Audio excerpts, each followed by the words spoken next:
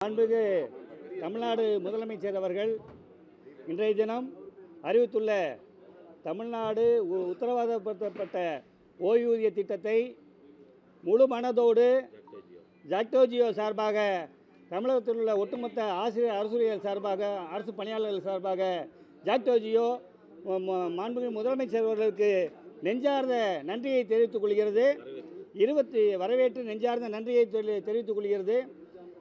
23 ஆண்டு கால அந்த ஓய்வு ஊதியம் இல்லாத ஒரு நிலைமைக்கு இன்றைய தினம் ஒரு முற்றுப்புள்ளி வைக்கப்பட்டுள்ளது.